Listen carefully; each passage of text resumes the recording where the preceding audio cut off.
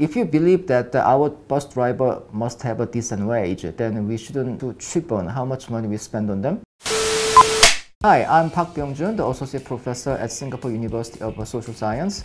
Some media call me I'm an expert in public transport, but actually I'm an industry observer for the public transport, and I'd like to share something I know with you. Basically, fundamentally, that someone has to pay the full price, and nothing is free, and nothing is given first for free. We know what happened around December 2011. Basically, we have lots of train disruption, and the people are complaining about the lack of services and the very crowded services, etc. So at the time that the Singapore government really pushed the transit SMLT, kind of asked them to improve their services, put more buses on, running more trains, improve their reliability. The problem is that back then, SBS Transit SMLT, they have to recover all of those operating expenses through the fare revenue.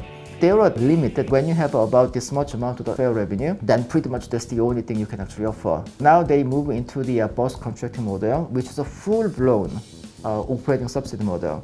So under the current scheme, LTA set a service standard. So tell the bus operator for this particular, let's say the Loyang package, then how many buses to be run and what kind of a bus route they have to maintain, how frequently the bus should run, and they ask them that how much money I have to give you to run this service. The LTA has in mind that we are going to recoup some of the money from the fare, but the rest of them will be topped up by the taxpayers' money. So government has to top up a lot of money to provide the services. Singapore government kind of responded to that. We want to provide you this level of services, and also we want to improve the train reliability and so on. With intensified maintenance to reach the current level of reliability, the government operating subsidies have increased further. As it is, the additional costs have been partly covered by increased government subsidy and partly absorbed by the operators who have been incurring substantial losses. So this is clearly not sustainable. Basically, the level of service we have is far above than what fare revenue can afford.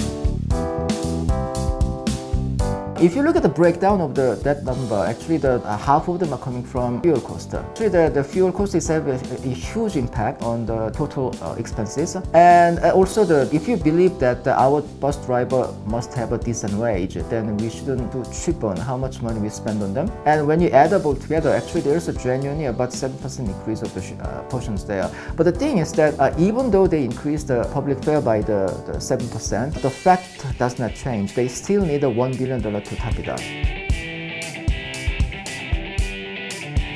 That is really depends on what Singapore governments want to achieve, and also what kind of social consensus we want to achieve.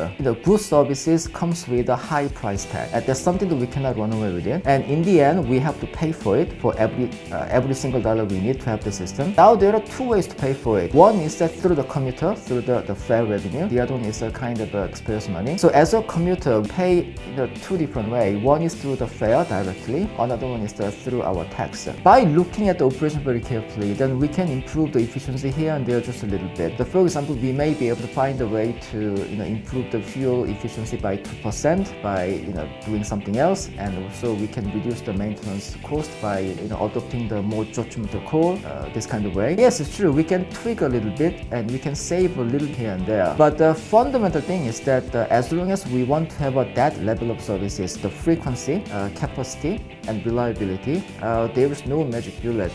Someone can deliver to you at a very, very low price. That's not simply possible.